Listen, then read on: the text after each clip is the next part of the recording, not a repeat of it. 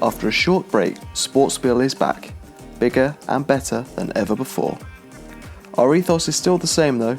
We are here as the Players Podcast, sharing the incredible stories sport continues to provide us with and give a platform to promote some of this country's incredible talent.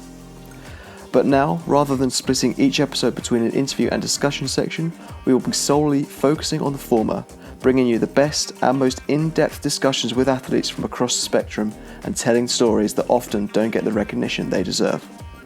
Fear not, we will also be hosting monthly discussion episodes too, where we welcome on fellow journalists and experts and continue to look at some of the bigger issues in the sporting world. But for now, let's kick off our brand new feature interview only podcast, and who better to start with than GB trampolinist Laura Gallagher. Regular listeners will know that we were incredibly lucky to share an exclusive interview with Laura earlier this year, where she opened up publicly for the first time about her struggles with injury, mental health and identity that led her to take a break from the sport before coming back to win her first ever British Championship gold just a few months later. It was one of our most powerful ever episodes, one of the most listened to episodes, and for me personally an absolute joy and privilege to be able to conduct.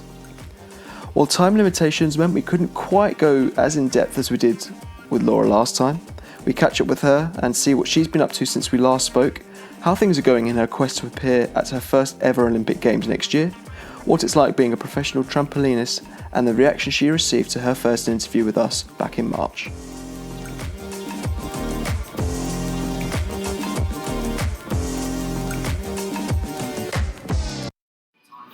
Welcome back, listeners, to this first brand new revamped SportSpiel episode. And after the success of our last interview with her, who better to welcome on than Laura Gallagher once again? So, welcome back, Laura. How does it feel to be back on the show? Oh yeah, really good. It was nice to actually meet you in person this time. It certainly was. I always prefer face-to-face interviews. I think you can actually get a little bit more out of them. But obviously, we told an incredible story of yours last time, which we'll briefly touch upon. But first of all, we spoke in December. Yes. Episode went to air in March. We're now in August. Yeah. How's things been for you since then? Yeah, really good. It's been quite a busy time. Sorry, did it go out last March? Like just March? Yeah, March just gone. Was it? It felt a lot. Sorry, it felt a lot longer ago than that. Yeah, it's been a really busy time. This the first part of the year has been quite busy. We had a couple of the World Cups early on, and then we've had a really long training period. So we've been working really hard, making lots of gains. And outside of trampolining, I finished my degree, so that was quite a relief and one less thing to focus on now. It's been quite a busy time for you then. I know we struggled to find a date where we could actually meet up. Is that normal for you, the level of busyness you've got? Yeah, I think so. I think I try and get for me it's really important to get the balance right between my training and work, my training and life balance right. And so I've been away quite a lot recently. So we went to Japan on a training camp, and so when I came home it was prioritising around training, making sure that I spent time with my husband and caught up with some friends and things. So I think we had a bit of a burst, and now it's just settling back down. But generally, it is quite busy because I live in Somerset, but most of my training's done in Shropshire and at Lilleshall.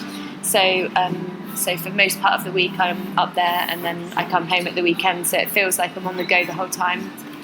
You've got quite a busy period coming up as well. We were chatting before, you have, I think, 2 World Cups and the British Championships, almost like back to back to back. Yeah. As an athlete, is that something you really look forward to, or is it something you feel slightly nervous about so many big competitions at once? Personally, I'm really looking forward to it because we don't actually get back-to-back competitions very much anymore. They're fairly spaced out normally, so it's pretty unusual to have 3 so close together. But I'm actually really looking forward to it because I think that you kind of get into a bit of a rhythm, and good or bad, you can kind of address the last competition. It's really fresh in your mind. So I think the things that will be a bit tough for this period is the travel time. Like we're going to, I'm not sure how you say it, I think it's Khabarovsk or something, which is like the other side of Russia. So it's quite a long travel time. And then we come back, and then there's the British Championships that weekend. And then the following week is World Cup in Spain. So it's pretty hectic in terms of travel time and trying to fit in training and make sure you're on top of your game when you come to the competition is going to be just really important. And as we discussed last time, British Championships have some very special memories for you, so I guess you must be really looking forward to that as well. Yeah, I love the British Championships. It's really nice to see all the youngsters compete as well and just be part of your club as well, representing your club, and just having, it's always a really good atmosphere. You get to see some faces that you don't see as much anymore throughout the year, and I'm really looking forward to competing at the British. And these World Cups, I guess if you could sort of explain it in fairly layman's terms, sort of their significance in terms of building up towards Olympics next year, I guess. Yeah, so each World Cup is part of our qualification for Great Britain. So as a team, we're aiming to qualify our Great Britain places. So we're looking to qualify the maximum quota of 2 places for the men and 2 places for the women, which is going okay so far. We've had 2 World Cups. There's 6 World Cups in total, and you take your 4 best scores. So they're all very important. On a personal point of view, I didn't do so well at the first World Cup. I was a bit disappointed with my performance there. But the second World Cup, I performed much better and finished in 6th in the final. So hopefully, after this long training gap as well, I've made up some changes. So I'm hoping that will pay off in the next 2 World Cups. So when will it be confirmed that Great Britain have those quota places out there? Not for a very long time. We have almost another year. Because then the second part of the qualification, so to qualify a second place, we need to qualify a different person into the final at the World Championships, which are in Tokyo later on this year. So so it's a big ask. It's a difficult qualification process, but we've got a really good team. It's a strong team. We can do it. We just need to be firing on all cylinders when we get to the competitions. And you've had a small taste of what life could be like at the Olympics. You went on a training camp to Japan recently. How was that experience for you? It was a really good experience. I love Japan. I've not been to Tokyo before. We got to stay, and we stayed in the hotel. We were going to stay on the site, but the swimmers were also there, so there wasn't enough space at the uni. So we got to train where the holding camp will be next year. It's going to have a total makeover. I think everything's coming out of that gym. It's just at the university, Keio University, which is where we'll be based. So we got to, get a real feel for the place. There was a lot of steps, which I believe they're going to have a separate route into the uni, so we don't have to do all the steps. I think there was 158 steps, which is quite fun actually, to and from training. So I think they're all in the process of renovating and making sure it's all going to be spot on next year. But yeah, so just getting a taste of the university and all of the different areas that will be next year, and it was quite exciting. We got to the Olympic stadium where the gymnastics will be held, and that's still under construction, but we're lucky enough that we get to compete there later on in the year at the World Championships. So that's pretty cool. So it gets finished in November, and the Worlds are in November too. So I'm really looking forward to hopefully being there for that. Cutting it fine though. What was the atmosphere like out in Japan among sort of the locals? Because there's been a big thing in the last few years about how they're gearing everything in their country towards this Olympics, and we've noticed that in hockey and in football as well, that they're really preparing their teams to peak at the Olympics. Is there quite a buzz out there about it? Yeah, definitely. There's lots of the merch shops popping up everywhere. There's quite a lot of excitement, I think. There's construction everywhere, and they're clearly putting a lot of investment and effort into the games, and it's really exciting. And for you guys, it was an experience not just for trampolining to have out there, but also you bonded together with the artistic gymnastics as well. How was it sort of sharing time with those guys and getting together as a wider squad? Yeah, it's really good to get to mix it up a bit, because we're quite a small squad. It's quite nice to have a bigger squad to train with. And also, we're all at Lilleshall, we train separate gyms. So the artistic gym's in one place and our trampoline gym's in another. So it was quite nice to be able to be in the same same space. It just had added to a bit more of the atmosphere there, and it was just really cool to get to know more faces and just like bond together as a team. It was good. What is life like as a professional elite trampolinist? Because I guess for me in hockey it's very centralised, that we have 25 athletes in each squad. They spend every day training at Bisham, they all train together. But I guess for you guys it's slightly different than that, isn't it? It's becoming more that way. I think like we've come up through a time when it wasn't centralised at all. We didn't have like a one base. That's only happened in like the last cycle. So we're really lucky now that it's coming towards everything being in one place, and we can access that really well. There's more access to the support services, to our national coaches, and that really adds to our training. So I'd say most of the time I pretty much am at I spend most of my time at Lilleshall. I'll be there from Monday to Friday most weeks.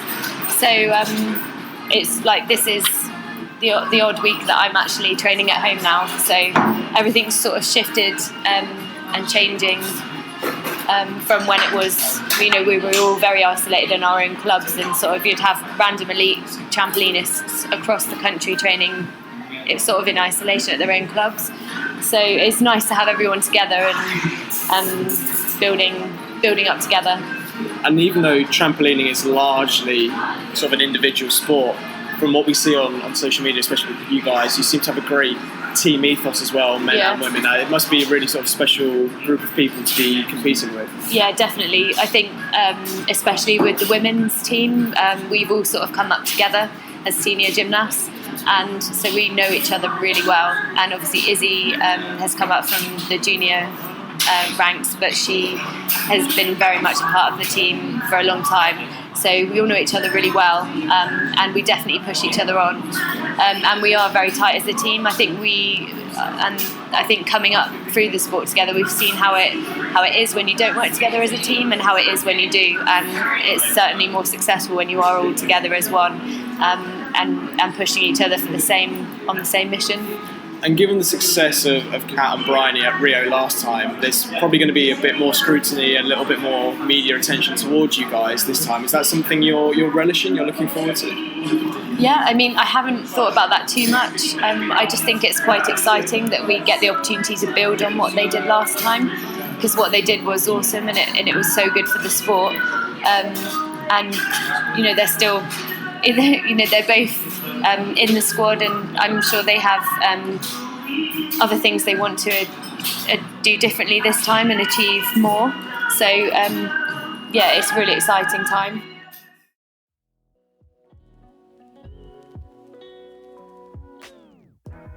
Listeners, did you know SportSpiel is partners with the Mintridge Foundation? This fantastic charity was founded back in 2015 by Managing Director Alex Wallace. You might remember she was a guest on this podcast shortly before she won the Sunday Times Sportswoman of the Year Grassroots Award back in 2018. But what do they do? Well, the charity is all about using life experiences to promote an active lifestyle for children and young people, using the power of sporting role models to help. The foundation has a community of 31 elite sports people working as ambassadors on each of the Mintridge Foundation's programs. They work with schools, colleges, universities, clubs and associations, but more importantly, they help change young lives. You might even have heard some of their ambassadors on this very show. Danielle Brown and Shona McCallan are just two of them, and you can hear them talk about the work they do with Mintridge in their respective interviews. So if you want to find out more, support the charity, or get involved, then check out their website, www.mintridgefoundation.org.uk. That's www.mintridgefoundation.org.uk.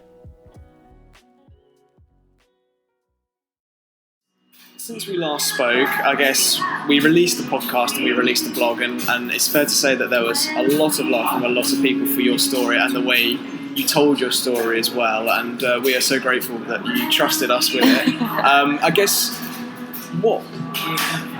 when that went out for you, how did that feel? Did it feel like the sort of a closing of a chapter and like you put something to bed? I think definitely. I feel like I've evolved as a person and a gymnast, and I think that I didn't have any idea that I was going to talk about that when I spoke to you last time. It just sort of came out, and I think I was just ready to close the door on that and actually just not forget it, but just completely move on from it, because everything's changed. I'm a different person now, and I'm in a much better place, and I was just ready just to dump that and close the door on it and not have to sort of pay it too much attention anymore, because I was just sort of ready to let it go.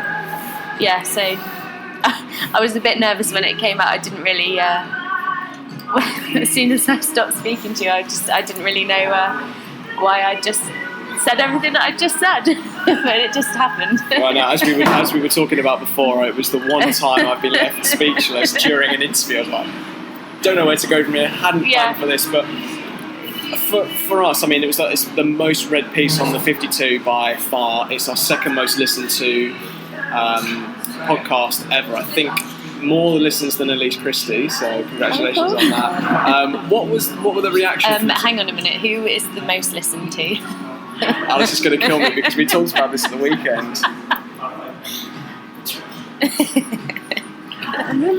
Or don't say it, because actually I don't want to give it more attention. You're the most listened to. What was the reaction from friends, family, sort of like when they'd seen that and heard that you'd done this? My husband didn't have too much to say about it, I think, and also my family. I think they were really, like, my mum said that she said it was a brilliant interview, really proud of you. And Mum doesn't say proud of you very much. We're not really like I love you or proud of you, that sort of family. But she just said she had goosebumps when she listened to it. And I think for Matt I think it was a hard time to revisit. It was difficult, but also really supportive as usual.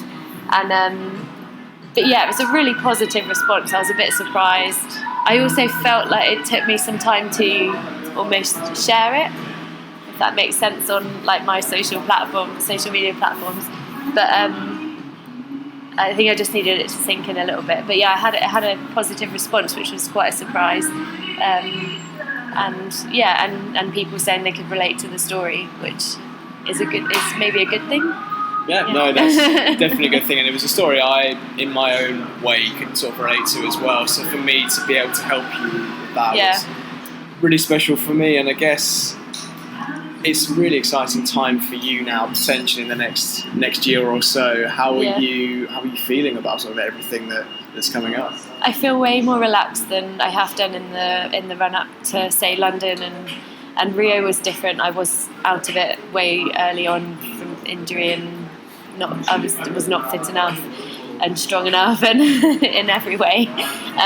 So I do feel more relaxed, I feel more experienced, I feel more prepared. I feel really excited. I don't feel worried because whatever happens, I know I'm going to be okay. But I also feel really up for the challenge. So I feel like I have a good balance of everything at the moment, and I just hope it stays that way. And I hope that I can meet my dreams. And one thing you mentioned before, that you had fallen out of love with the sport, I guess you must still be loving it, just loving what you're doing on top of everything else. Absolutely, yeah, and loving it more than ever. It's been such an incredible journey. I just think it shows what you can do if you just keep going. So nothing's ever smooth, but actually sometimes you might have a dip and have a bad day, but come out the other side. And for me, that bad day went on for maybe a couple of years, and I just needed to press stop. And then now I'm back in the game. I'm just loving it more than ever. And yeah, I'm still definitely feel unfinished and have lots that I want to do. So I hopefully I'll have another really good year. we wish you all the very best. We thank you for coming on the show. Laura is actually hopefully going to be making a few more appearances in the next year. We're just going to thrash that out and discuss that now between us. But thank you for the time, and I know everyone at SportSpiel, all our listeners, wish you all the very best for the next year, and we hope you succeed in everything you want to. Oh, thank you very much.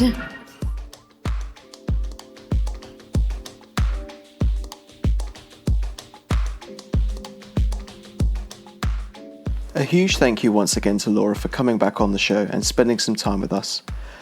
As mentioned previously, we hope this won't be Laura's last appearance either, as she has agreed to help out with an exciting project, the details of which we'll be revealing more about in the upcoming months. In the meantime, please remember to subscribe to the podcast in all of your usual places and follow us on social media. Our handles are SportSpielpod, and we can be found on Facebook, Twitter, Instagram, YouTube and LinkedIn. Alistair will be back in 2 weeks with a brilliant interview with an athlete we have both long admired, so we look forward to welcoming you back to SportSpiel then.